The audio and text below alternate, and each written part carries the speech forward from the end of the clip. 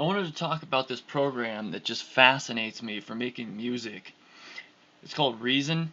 I've used a lot of sound programs. I've been making music for about 15, somewhere between 18 and 15 years. Um, and I've probably made between 100 and 150 songs. Uh, with other sound programs, Acid Pro mainly. That's the one I use the longest. But I've also used SoundForge, Sonar, MTV Music Generator, Fruity Loops. But this program supersedes them all.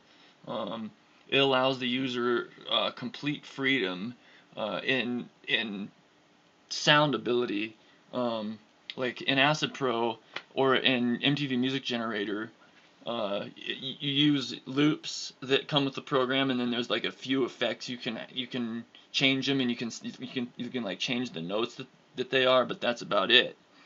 In this program, if you had full knowledge of it, like if like in the Matrix, the movie, how Neo uploads Kung Fu and then he fully knows Kung Fu, or like when Trinity uploads the helicopter and she knows how to fly it, she fully knows, they fully understand it, like that upload that doesn't exist yet. If you did that with this program, you'd be able to make a song using the devices that come with this program, that comes out of your head. You'd be able to imagine it and adjust all this stuff to have it be that. You could make an entire song out of one sound because of all the effects and all the stuff that you can do to sounds. Like Hear what I do. Although it has stuff like drum computers and devices to make beats and other sounds, it has a lot of synthesizers. Like these are all the devices you can add, and these are the main synthesizers you can add, and then the subclass down to here, the subclass things you can add to the synthesizer to add effect to the effect that it already adds.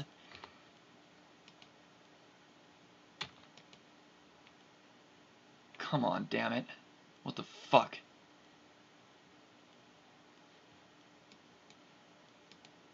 Okay. Piece of shit. This computer, anyway. And this is the back. The wires, the way you wire it is just so that these devices are plugged into certain areas on the main synth, so that effects come in.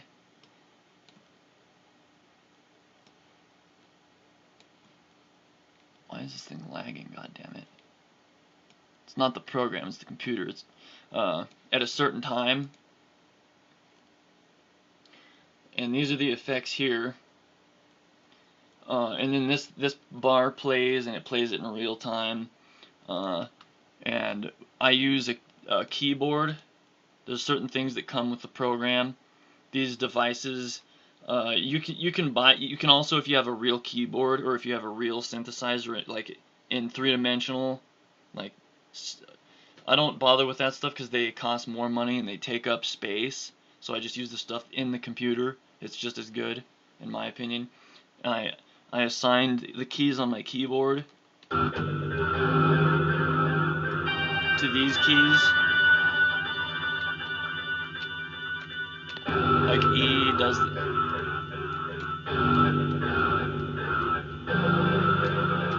So I can play the keys with my keyboard. So I have done that and recorded it in real time into here. And these are the keys. The cool thing about this is the same keyboard.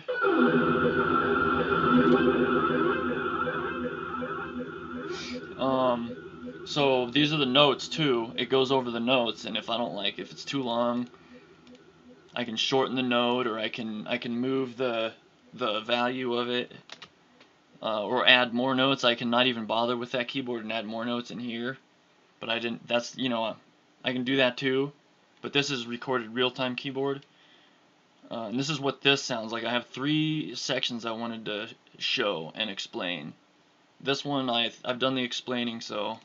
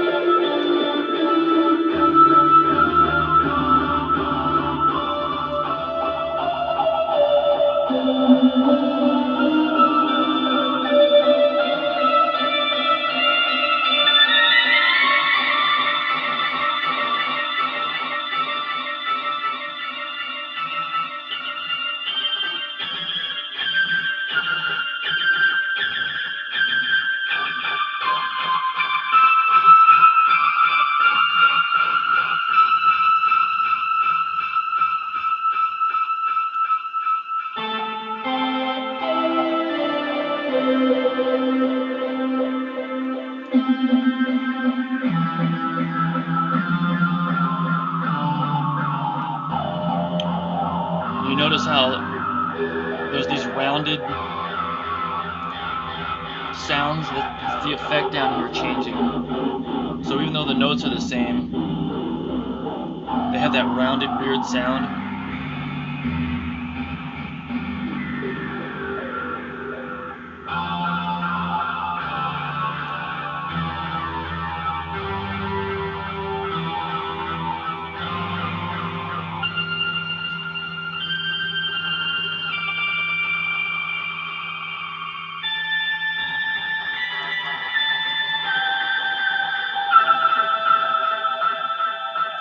And then these are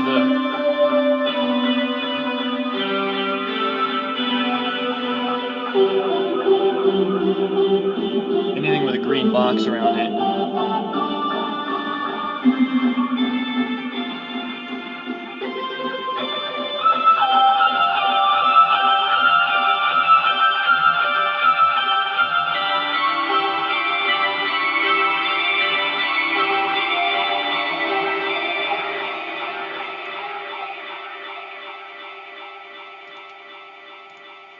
So that's the least cool of the three.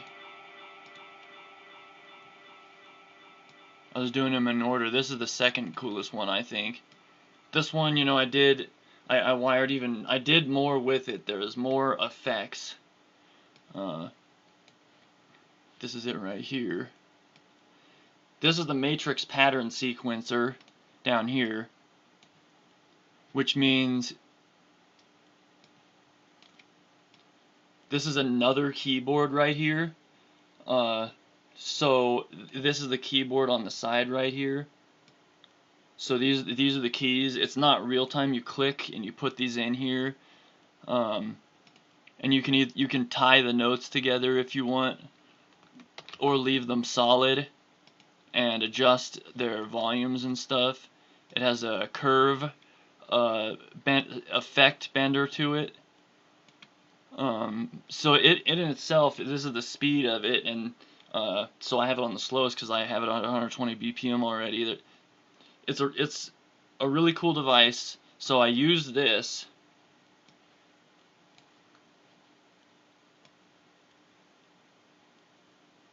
This is where it ends, and then this is the real key, what I was showing you earlier, the real keyboard recording. And it has more effects in it, more automations, so it's going to be, cooler sounding. I always like it when, the same notes, it's the same keyboard, but there's all these effects added to it, so it's like really different and never the same in an awesome way.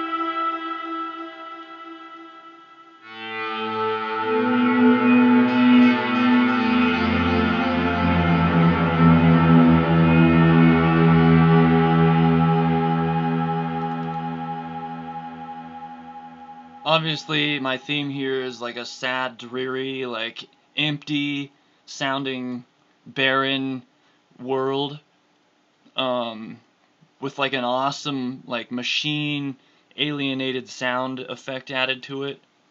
This is the last one. And of course, this one I saved, for last. It has the most effect automations to it.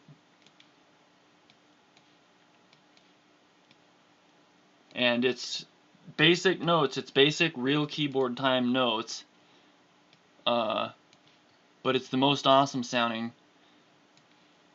just because it has the most synthesized added effects with these sub devices that I added in.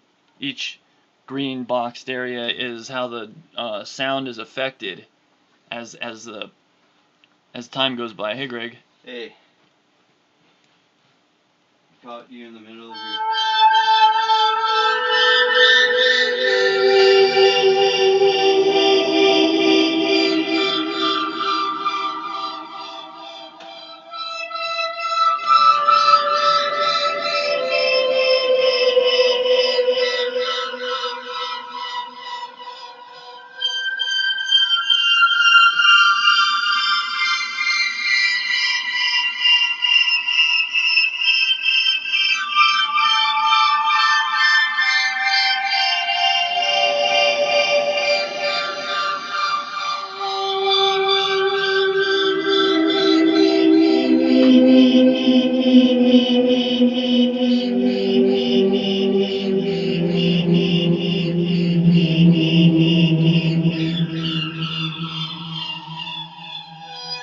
You notice how the noise never sounds the same? It has those rounded, weird effects.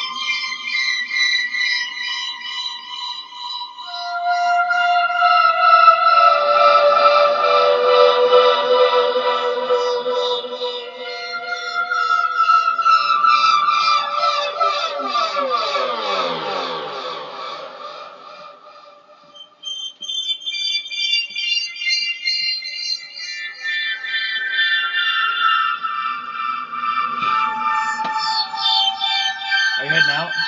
No, not yet. Oh, okay.